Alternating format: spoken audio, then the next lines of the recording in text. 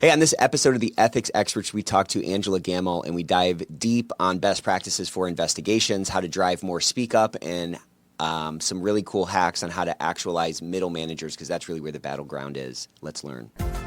Welcome to the Ethics Experts, where we're elevating ethics and compliance and HR to the strategic level it's supposed to be. Hey everybody, welcome to the Ethics Experts. If it's your first time joining us, welcome. And if you're a returning subscriber, hey bestie, hope you're having a great day. See what happens when you subscribe to the Ethics Experts, you get a bonus greeting on every single episode.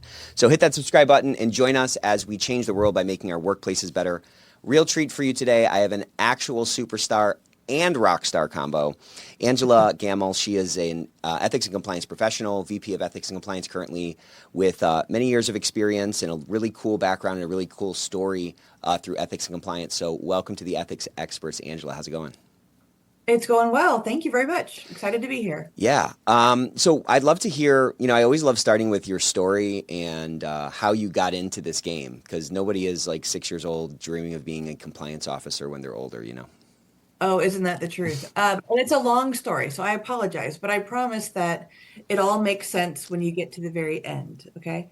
So, wow, I got to go back a few years. So I actually went to University of Iowa, go Hawks, and it was a psychology major. So I started off like I wanted to be a do-gooder, right? I wanted to help people, and I was very interested in what motivated people to do things, right or wrong.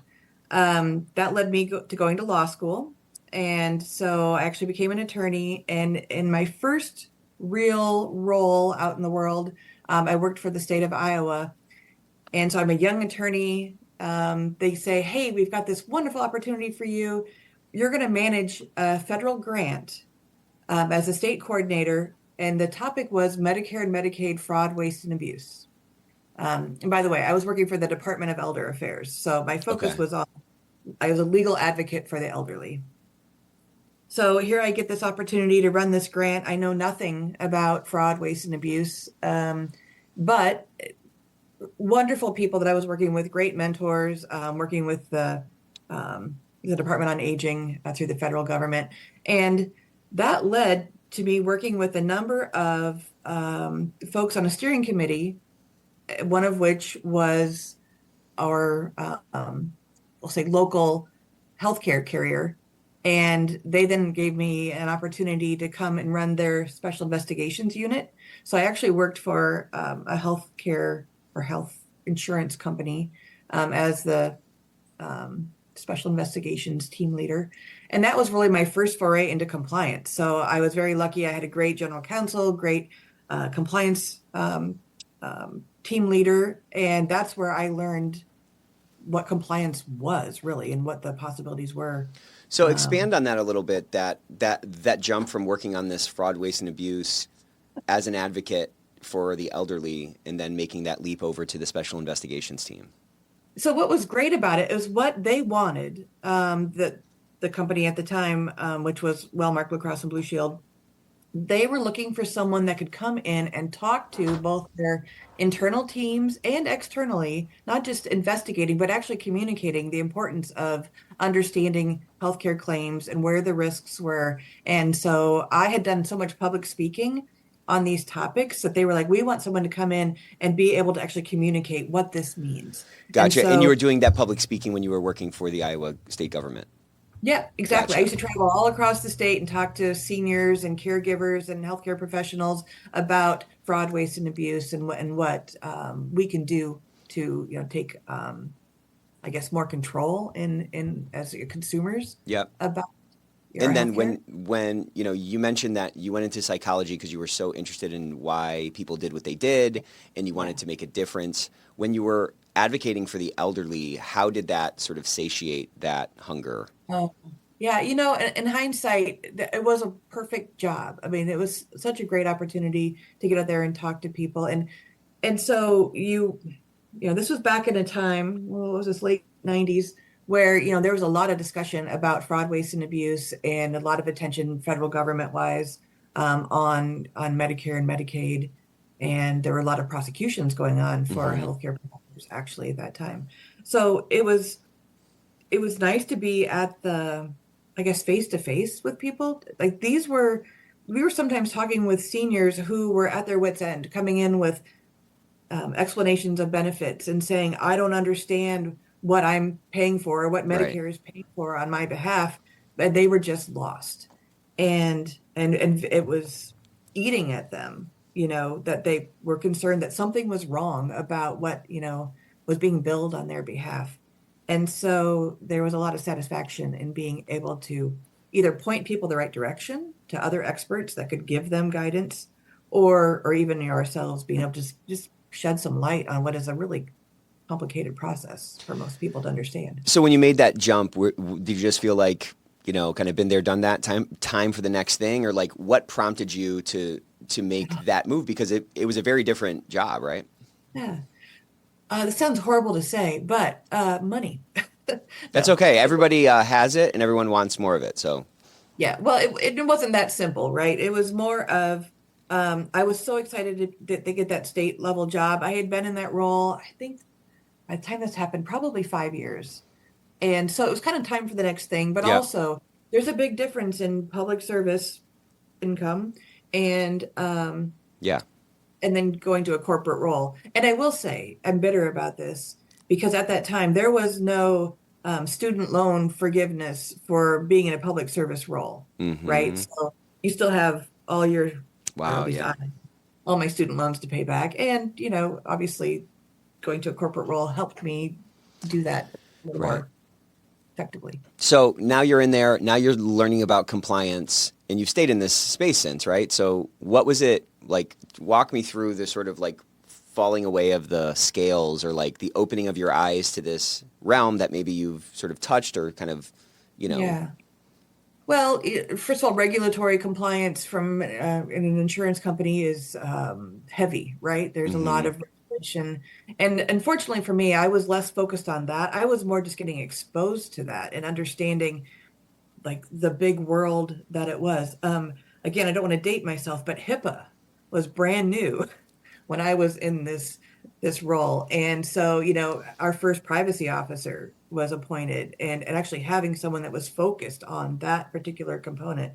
So just learning Mm. just so much about not just the regulations and again, HIPAA, because that was obviously a big deal, but but also too, that was my first foray into actually being an investigator and sitting down. And again, I was so fortunate. Like we had a very structured, almost like a legal attorney approach to it, where you had um, like your file folders actually had like we were looking for this, we're looking for this piece, come to a conclusion here. I mean, it was very structured, and so that kind of I think is carried over into a lot of my years. I like structure and You found how. value in that Yeah, structure. Tell me some more yeah, about that, because I mean, it's really all over the place. It's just like, I think like the investigation process is just a business process, and people do any particular business process 1,000 different ways, and that's true for the investigation thing. So, talk to me a little bit about that, and talk to me about what those like main best practices that you may have learned or absorbed were the most important to carry forward to further positions to get that structure and get that um, you know get that yeah, because better outcome. it's definitely something that I've carried forward, in other roles where, you got to know, first of all, what is your allegation, right? Like, what are you looking for? What is the claim that's being stated out there? And then I think it's very important to take a step back and reflect, okay, where are my resources? Is it a data-driven problem? If so, where are my sources of data and where's my reliable data? hmm Is it reliant upon um, witnesses, right? Actually, something that was seen or heard or experienced by someone, and then making sure that you're getting all sides of that issue. You can't just take one side. So I think it's important to take a step before you even start having those conversations hmm to think about, okay, what is my approach going to be, and then going through and actually completing all those tasks, and then coming to some sort of a conclusion, whether it's there's enough evidence there to substantiate the claim, or did you find out there's a whole other issue over here that you maybe need to, take a foray into something that you weren't expecting. hmm But you got to come to some conclusion, even if that conclusion is, hey, I don't have enough evidence to make a decision here comfortably. And again, otherwise, I think if you just jump into things, you're going to be kind of willy-nilly like going down this path and Totally. may come, either miss something or not get all the information that's really important to make a informed decision. It's like when So my wife sends me to the grocery store or something, and I'm just like wandering around, and I like leave with like, straws and pizzas. You know what I'm saying? yeah, Like, you can't just wander work. your way through it and have a repeatable process for sure. You Yeah. have to have some structure. Why do you think? I mean, that's obviously a best practice, but I don't think I don't think most investigation teams are as structured as you're talking about. And I've just seen such wide variability across different investigators in terms of different processes being followed and so forth. Why is that so difficult to like impose that order over it? Or why is that so difficult for an individual investigator to not like turn that light bulb on and say, you know what, I need to go about this in a more repeatable way? So one of the main pressures I think is time, right? So some Yeah. allegations have been made, and you're getting maybe pressure from um, it could come from any source, but they're saying, okay, we need an answer now. What happened? We need to take action immediately, and so they want to kind of jump to the reactionary punishment stage of fixing the problem before they have all the facts. Hmm. And so I think that pressure to get it done faster sometimes makes people kind of deviate from that structure. And again, I think that's how sometimes things are missed. Yeah, and it's probably also a function of like the investigation team culture, right? Like the team you stepped onto, it sounds like it was pretty well formed, pretty well kind of dialed in. And so when you step into that, you can really establish some of those really good habits. It's like, my cousin was kind of a wayward guy, and then he went into the Marines and he came back, and like still Mm. makes his bed every day now, right? Like he learned some habits that really he's carried forward and kind of has pushed him into a bit of a different direction. How fortunate that you were able to step into that special investigations team, you know?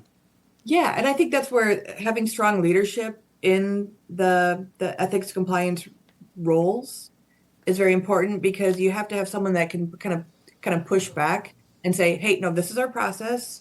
We've got however many days, we'll on average turn around an investigation within, let's say, 30 days, like something to set some parameters and say, look, this is our process. It's important that we follow this, and let us do our complete review and not, again, just react to, the superficial facts that are coming in the door. Right. Okay, so you're in this. I get excited about that. Yeah, for sure. So tell me some more. So you're kind of getting into this game. You're going Yeah. around. You're kind of being a public speaker because you've had this great background, and you're really trying to raise awareness around this issue. And you're starting to get into, you're kind of bumping up against this compliance thing. You're starting to learn more about it. Yeah. So, um, what's interesting. So then, getting to understand more about health claims processing, contracts with providers. I mean, again, it was all very new and very exciting, and and felt really good about the role. And then my personal life made a, let's just say I had two kids in 2 years, Wow. right? Yeah. So surprise. And so at that time, then I decided to make a change.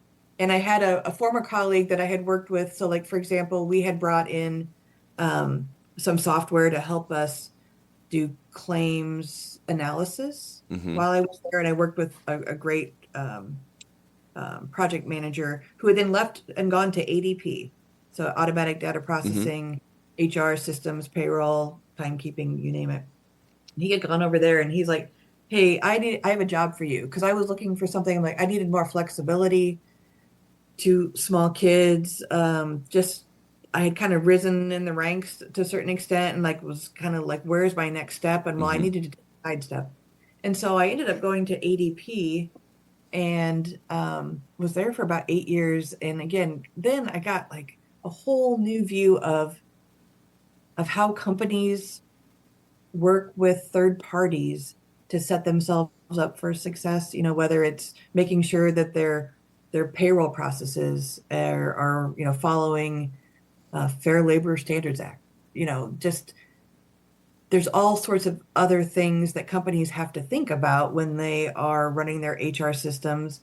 Um, one of one of my favorite stories, and I won't name any names, but it was a company that was really frustrated because the HR system wasn't allowing them to use the same social security number for more than one employee.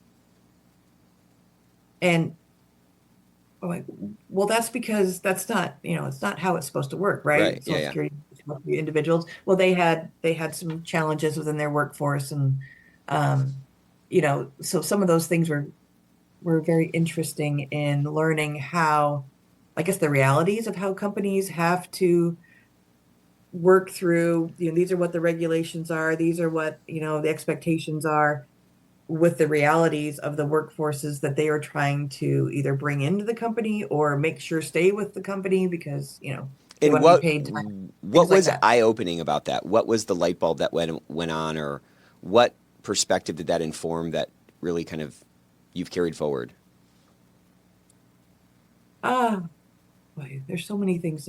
Um, I think it's just that regardless of the size of the company, they're going to have the same challenges to a certain extent, right? And actually, one of the things that really surprised me was actually the smaller the company, the harder it was to meet the company's expectations, because a small company with 100 employees is going to expect 100% accuracy in how they're set up, how their employees are paid.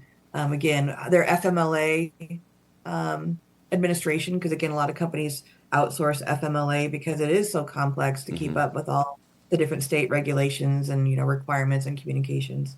And so a smaller company will expect 100% accuracy, whereas a larger company is going to understand that not everything is going to be perfect every time. Right. And that was a big eye opener to me because, I kind of thought sometimes that the larger companies would be harder to manage. And again, that was my role. I was what was I called? A service delivery manager and then a client account executive. So again, working kind of that bridge between what the company needed that Hmm. third party ADP to do and then what we were actually delivering on. And how was So your background as an attorney and as an investigator? How did that give you, like, how did that make you successful there? Because I mean, you were there for a while. I like to problem solve, right? Like so a lot of my job was it was when things went wrong, right? Everybody's happy when things are going correctly, but when there's a problem, um, it's kind of being that approachable person to sit down and say, "Hey, okay, yep, we've got this problem. Let's figure out how we're going to solve it," and then communicating, the steps along the way, and then getting to a resolution. So I Okay. think it's like the thing as an investigation, right? You've got to start off with what's the problem, what are our options, what's our information we have to work with, and what's our solution going to be, or our finding or conclusion. Yeah, and So then that like repeatability and that discipline that comes from, applying that framework to, yeah, sketch out an approach and kind of diagnose it, test it. It yeah, really does lend itself to kind of everything. yeah. And for better or for worse, I got a reputation of being like the one that could turn red clients around. So the ones that weren't happy, I kept getting assigned those because I had a pretty good track record of getting them back And if you could on. diagnose what that was due to, other than your just charming personality, what do you think that is? Um, I think a lot of it is again being approachable, but being able to acknowledge Hmm. that there is a problem. Like I think a lot of times people steer away from the ugly or Yeah, the bad side of things. They want everything to be, oh, everything is perfect, and we're just it's not staying in the perfect. same It's rarely place. perfect, and there's always an issue. Yeah. Yeah, And I think it's the same thing in compliance. I mean, like in my role now, like if there's an issue, you can't bury it, yeah, right? right. You've got to let's figure out what it is. Let's figure out, what's the parameters on which we can, work within the Hmm. rules, and then how are we going to fix it? So same thing. Yeah, it is the same thing. Okay, so you're at ADP. What did you do next? All right. So then, traveling a lot at that time, and now my kids were like, oh my gosh, 8 and 10, 7, 9, I don't know, something Yeah. like that. Getting involved in activity, traveling became hard. And then this is a true story. I was working on a payroll issue late one Friday night, and I got a LinkedIn message popped up and said, Rockwell Collins is looking for people like you. And it was an investigative role within Rockwell Collins, which is a aerospace company, and Hmm. happened at that time to be headquartered very closely to where I lived. Um, I got to take a step back for a second. So when I was at ADP, I was one of the first. I was a pioneer in working remotely. Oh, wow. So Okay. yeah, we had moved as a family a couple hours from my office, and I was like the first remote employee in my like that service delivery role. And then eventually my home office ended up being in Atlanta while I was still working in Iowa. So I've always lived in Iowa, but my home offices have been all around the country. Got you. Okay. So again, so this was kind of a unique thing that I was able to actually go into an office locally and pursue my career. So I went to Rockwell Collins, and we used to joke that no, it truly is rocket science, right? I mean, talk Yeah. about starting from like again, I had no knowledge of aerospace, the challenges that came for those engineers and those folks that are in those roles. But now we're doing investigations that are related to not just personnel like Hmm. HR issues, your typical harassment, discrimination allegations, but also like quality concerns and travel and expense, Hmm. all across the board, any kind of issue that could come up. And so got a wide range of investigative experience. I think I probably did, I don't know, 600 to 700 investigations over the 8 years that I was there. Wow. So yeah, lots of interesting things. So, So what did you notice about being in that kind of an environment in terms of the extent to which there was like participation in this risk management process by the employees? Did you find that this organization, like, where was that on the spectrum of like good versus bad? And what did you notice about the role that investigation, like the investigation process, played in the lived employee experience? I think one of the interesting things about the aerospace industry is if you go back to, oh my goodness, again, we're talking like late 90s, there was an effort because there was a lot of attention on how federal government spending, contracting with the federal government. And at that time, there was a defense initiatives, no, defense industry initiatives, DII, that was created. So aerospace companies, in my opinion, were ahead of the game Hmm. in being creating compliance programs, having hotlines, being very transparent, and then the need for educating employees about the rights and wrongs, so your codes of conduct, policies. So to me, the great thing about working for a company like that, and for what I saw from a lot of those um, government contracting defense companies, was that it was really supported both budget wise and the communication from the top levels of the company in making sure that everyone knew that we were going to be successful as a company, but we were going to do it the right way, right? So There wasn't going to be cutting of corners. the concentration of that, or the authenticity of that spirit, seems like it's kind of unique in that company, right? Because I mean, every like who doesn't? I think there was a study that said something like 93% of companies have like integrity as a value, and yet we have toxic workplaces, and yet we have all these issues and problems, and companies still need compliance, right? So what's going on with that, and what was different about leadership or the circumstances or perhaps the government pressure that drove this sort of authentic push to do things right? And it sounds like the voice from the top, or the tone from the top, or whatever here, was like singing the right notes or something. Yeah. Well, I think part of it is, again, if you're dealing with government contracts, the consequences are high, Yeah, right? right. If you're found to not be following whatever regulation, FAA regulations, for example, I mean, you run the risk of cutting your income stream dramatically, right? Because the government will just say, we're not doing business with you any longer. So I think that stick was a pretty heavy influencer in that kind of a commitment. Um, yeah, it's hard to say. I think some of it was just the longevity of having those programs in place for a long time for those types of companies. Again, it was, very much a commitment going back, 20 years. Like the compliance programs were pretty well developed, and the Yeah. reporting, the people were more willing to maybe bring issues forward because again, they had seen that they didn't just get brushed under the rug. They were Right. actually seeing something was happening, and they were finding out like that the matter was addressed, even if they didn't know all the And how would they details. find that out, do you think? So I think it's one of the things about having a very structured program again Mm-hmm. is that, when concerns come in, it can't just fall into a hole, right?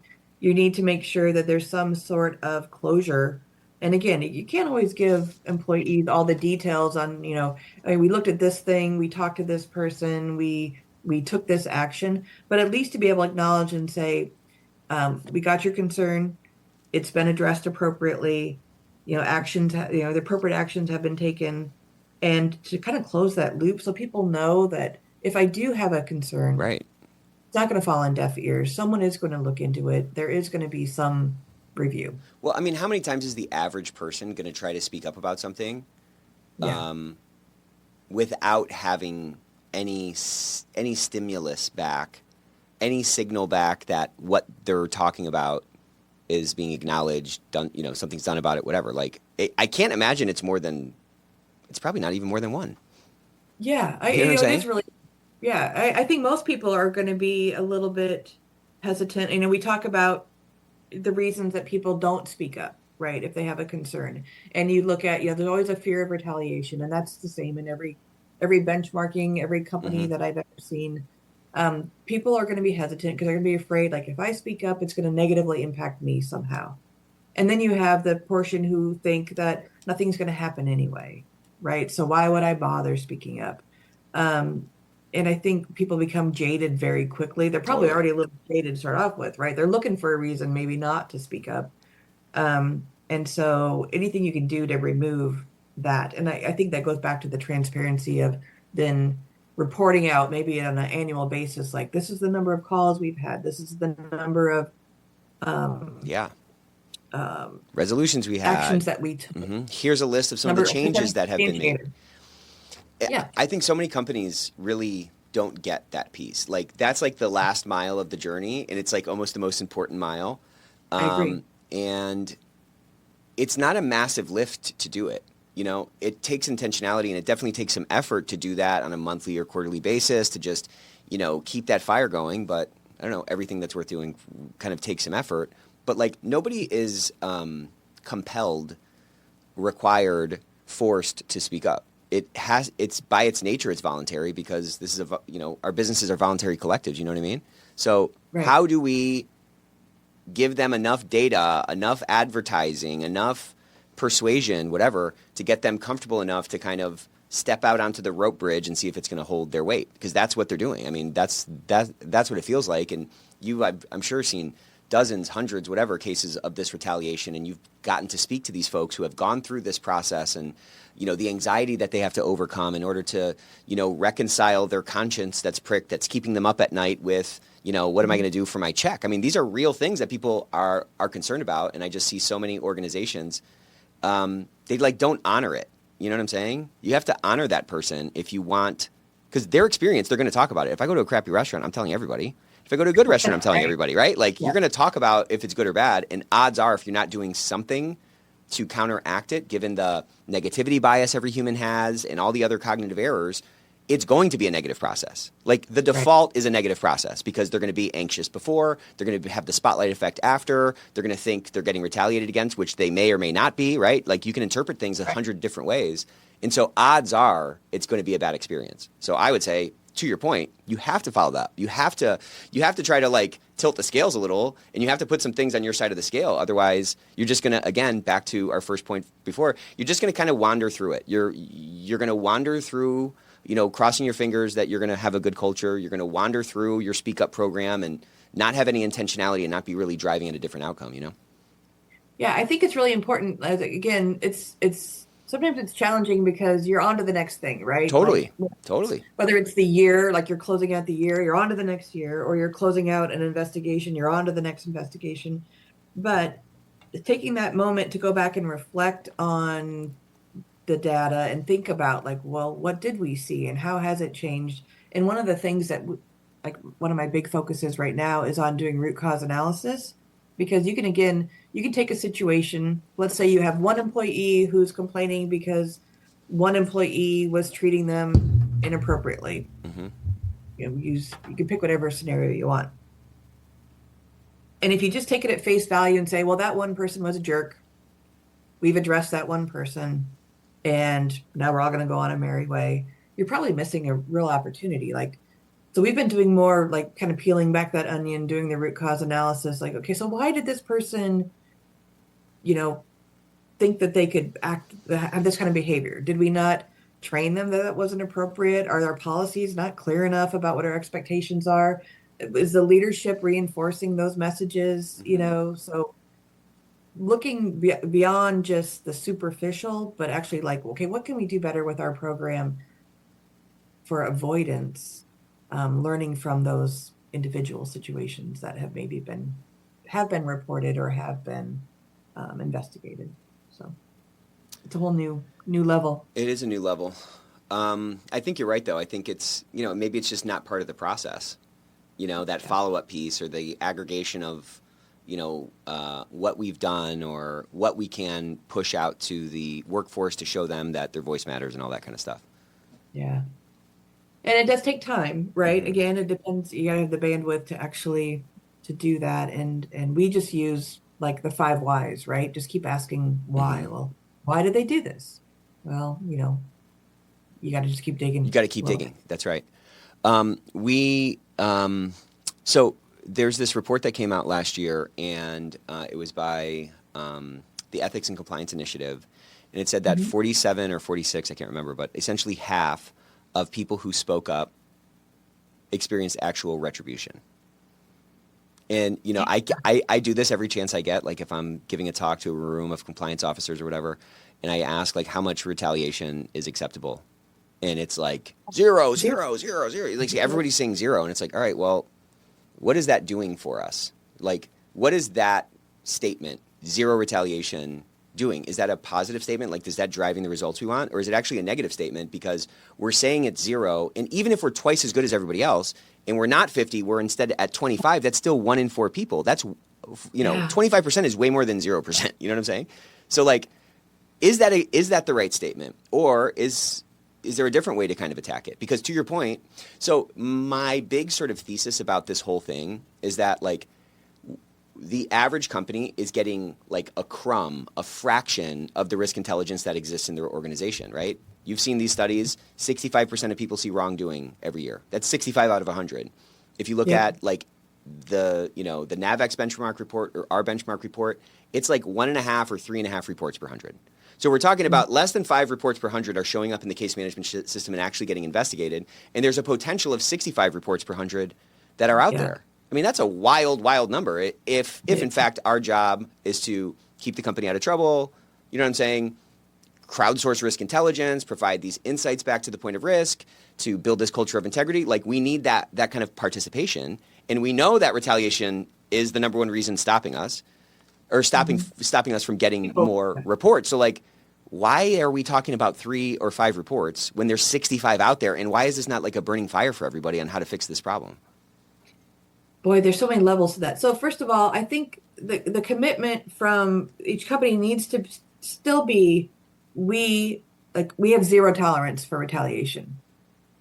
Asterisks, right? We know that retaliation is always a risk. And I think one of the challenges is this is getting psychological here, but if you do speak up, you're going to have a level of paranoia, Hmm. right? And so you're going to be maybe more prone to feeling what might have been a neutral statement, let's say, a Hmm. neutral statement, neutral action. I didn't get invited to A participate in this meeting. project. Yeah, right. Yeah, or meeting, yeah. And so maybe before you would have just been like, oh, I guess, whatever reason I wasn't wasn't my day, or I wasn't the right fit, or there was some other business related reason, you might be more prone to question, gee, was that, because again, I'm paranoid, I spoke up, I'm now maybe more likely to look for, like, not intentionally, but just it's human nature to be assuming that maybe that's the reason, right? Again, it's somehow tied to retaliation. And that doesn't make it any less Real for that person. yeah, right. It doesn't make them, it's still going to make them less likely to speak up in the future, even if it's just their perception that they're being left out because they spoke up before. And again, I think part of that is acknowledging. So, a lot of companies watch, not just, this person was then let go, or they were transferred to a different department, but also getting currently we're educating our leaders to be watching for those more subtle pieces of retaliation or potential retaliation, like the making sure, that person isn't then cut out.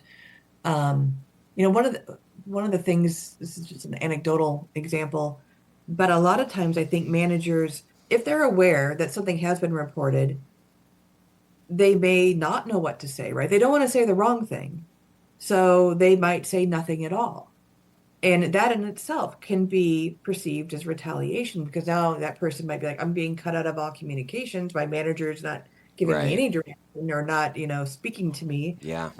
not saying hi on a Monday morning, And so, again, it's really important to educate managers to be aware of that. And we always try to communicate. If you're not sure what to say, reach out. We'll give you guidance. If you don't want to say the wrong thing, we understand that. But let's make sure we're not just eliminating all communication because you're afraid that now you have this knowledge, that it could be perceived incorrectly. But back to your bigger question, you're never going to remove the potential for retaliation, again, because we're all human. But we can do a much better job about describing what that could look like and asking folks to be on the lookout for that retaliation, and giving us the opportunity. It's kind of like sometimes the retaliation that comes after a report, or being caught at least retaliating for something, can have greater consequence than the initial issue to begin with, right?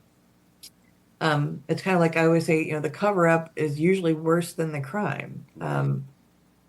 So it's always going to be a challenge, I think, but we have to just keep talking about it. Yep. What do you think about this idea? Okay. We have a zero substantiated retaliation policy.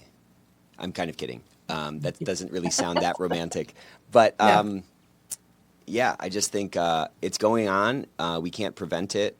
But we can do something about it. Like, you can't ensure that it's never going to happen, to your point, because there is that sort of subjectivity where it's in the eye of the beholder.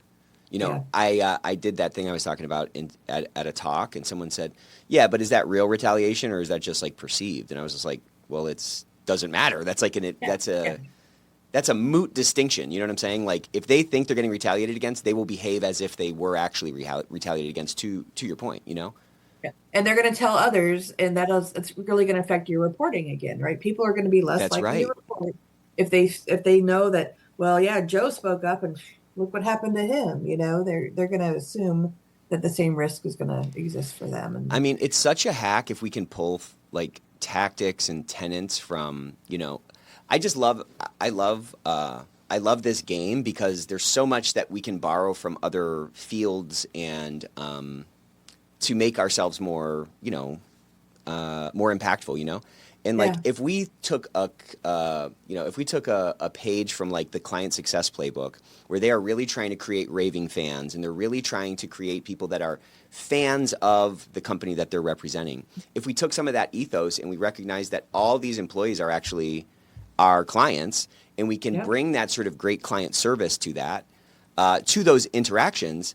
I mean, to your point, people are going to talk about it one way or another. And how much more powerful is it? Like, think of the like subconscious corrections that we tend to do when we know that we're wrong about somebody. You know, if I introduce you to somebody and I'm like, you're going to hate this person, and you meet them and then you end up liking them, it's almost like there's this drive or this pressure to like, you know, fix the world or like right size the world and balance out, you know, this misconception. And so if you've been so anxious about something and then it ends up being way less than you feared, well, you have to get that out and people are going to talk about it. And that is such a powerful, you know, mechanism if you can affect that, you know?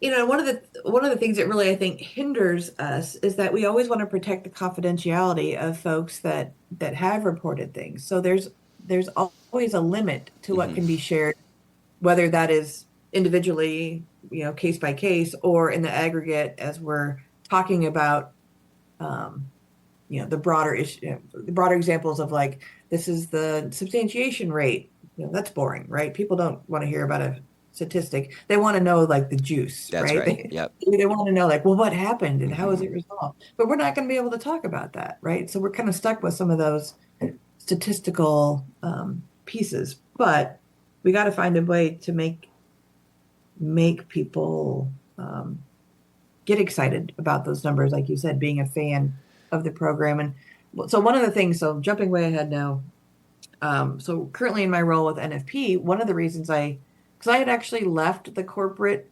compliance. So when I left, I got to step back, joined Rockwell Collins, which then eventually got acquired by UTC, who then merged with Raytheon, right? So this homegrown company of, I think it was 20,000 when I started, now became this huge conglomerate, Raytheon, you know, amazing, but very big. And in my role, although I was like the ethics compliance officer for a division of the company, so I had, I think, 10,000 employees under my program, still much bigger size. And so I actually made the decision to leave corporate compliance and was doing some contract work, consulting, and was thinking about how I was going to give that a go. I did a contract with KPMG, for example, which was a great experience. And then I got a call from an HR person from NFP looking for someone to come in to their ethics compliance program.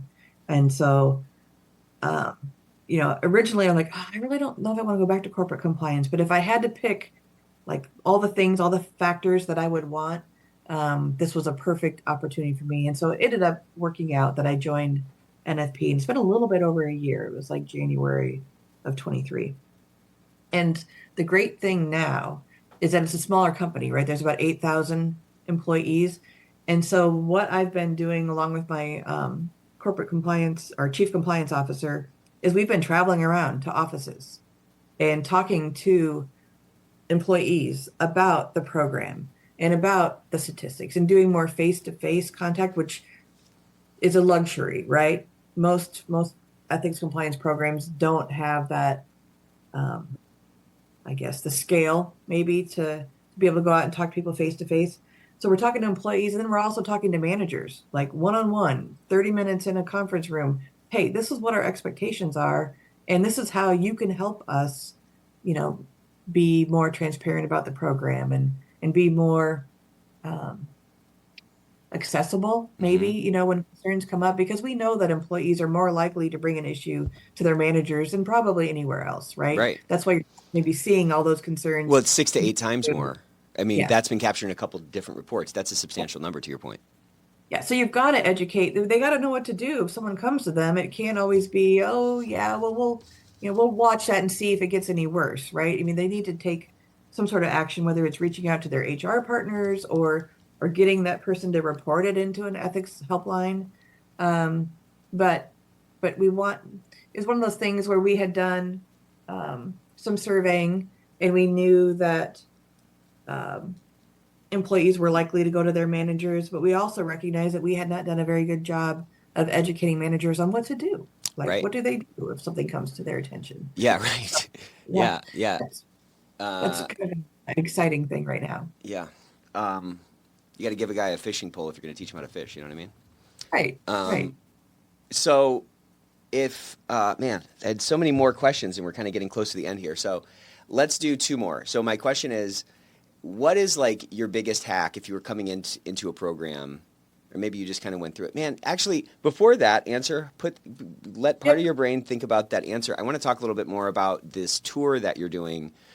Who prompted that? Whose idea was it? How were you able to get approval for it? And what is the response been, either from those one-on-ones or like that you're starting to see some numbers move in some system or something? Yeah.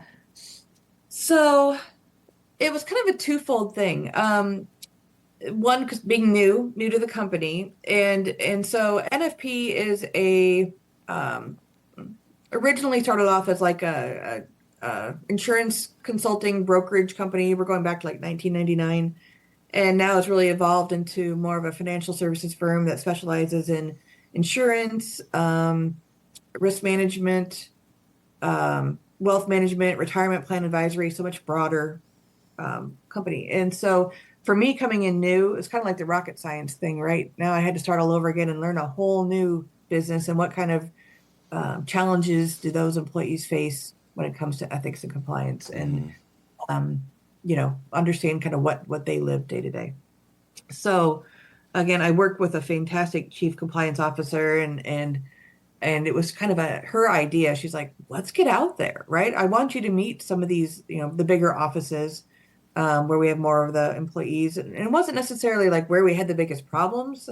It was more just like, let's just get out there and talk to people and bring this message kind of back, to the field. Yeah. And so, again, we had the commitment from leadership and the flexibility to go out and do that. I think also coming out of COVID was another factor where people had not been traveling. It's good to justify. Yeah, you guys were able to leverage that to justify it.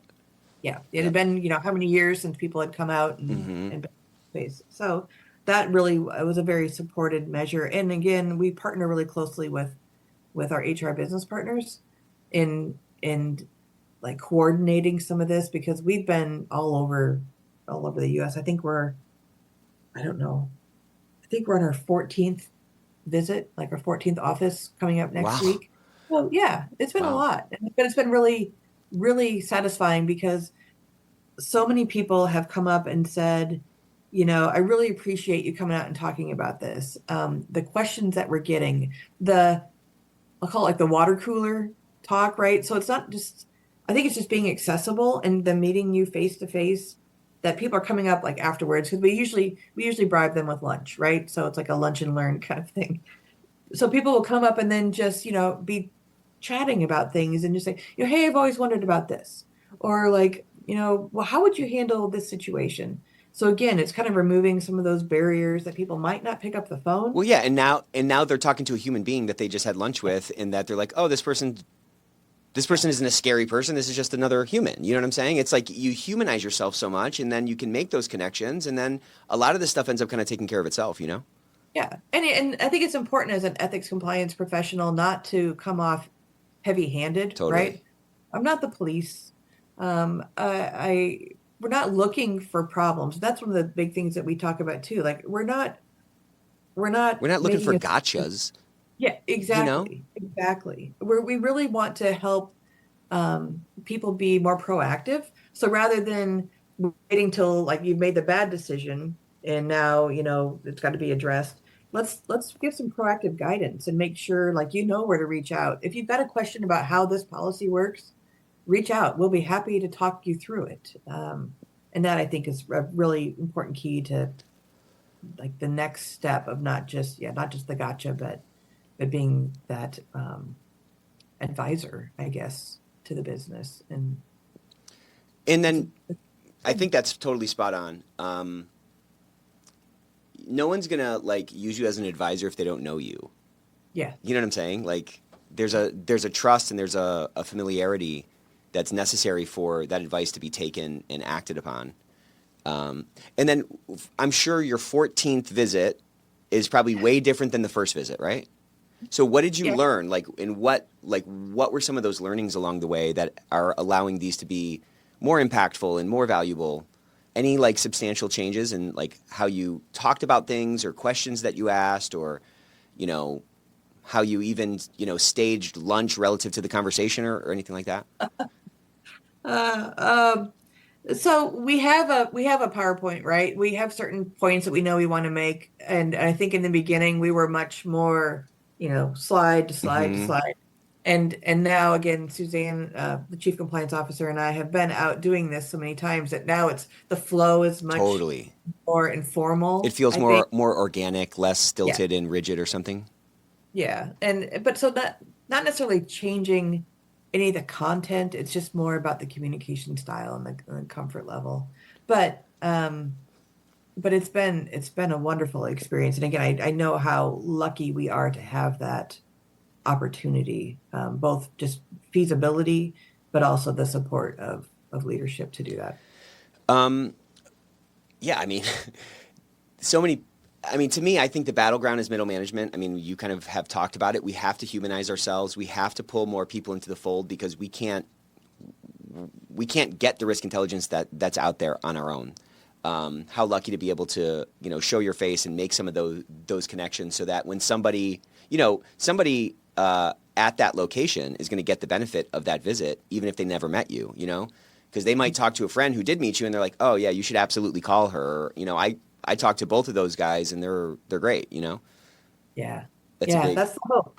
That's the hope. All right, last question. If you can go back in time, what's a piece of advice you wish you could give a young Angela? I love this question. I was hoping for this one. Um, and I teach this to my kids, right? I have two teenagers. I'm like, always keep the door open, right? If you get an opportunity to do something never done before, don't let that stand in your way. Like, give it a shot, right? Like for example, running a state grant, never on my list of things to do coming out of college, law school, going into compliance, never would have considered that as a role. Like, I'm not a big rule person, ironically. But I do appreciate that it's kind of like you can think about a scale, or you can think about I think about it more as playing bowling, right? Like, but with bumpers, right? You need to know where the edge is over here. You need to know where the edge is over here, and somewhere in the middle here, we've got to find our comfort and how we're going to be successful as a company, knowing that we've got Hmm. some parameters, from our guidance, whether it comes from our code of conduct or externally from regulations. So just keep your mind open. Like, look for those opportunities. Don't ever, even if someone reaches out to me and says, "Hey, I want to talk to you about, this opportunity." Maybe I'm not looking, but just, keep those communications open. Keep networking. Totally. Uh, and keep learning. I have more certifications than I even keep track of anymore because like I didn't when I was in a role at ADP, I got my FMLA certification because I was working in FMLA and I wanted to understand how it worked and I wanted that structure again on having that certification. I've been a certified fraud examiner. I had my SPHR at one point. Um, um, so anyway, my point is keep learning Yep. and don't ever pass up an opportunity to try something new because you never know what the next step it's going to lead to. Yeah, you're right. So That's yeah, great advice. I love that question too because I feel like I get a little wisdom every time I ask it. yeah. So thank you so much, Angela. This was so much fun. Thanks for joining us on the Ethics Experts. Where can we find you? Well, gee, No, that's I a good want your question. home address. I'm saying. Yeah, I was Just going to kidding. say I live in the middle of Iowa. So I'm at NFP. I'm on LinkedIn. So Angela Gammill. That's probably the best way if someone wanted to reach out to me. But certainly, you can find me. Yeah, that'd probably be the best way, Cool. honestly. LinkedIn. So sorry to hesitate over that, but No, all you should good. have me. You were going to ask me that question. Well, good to see you, Angela. Thank you all. Thanks for joining us, and we'll see you next Well, time.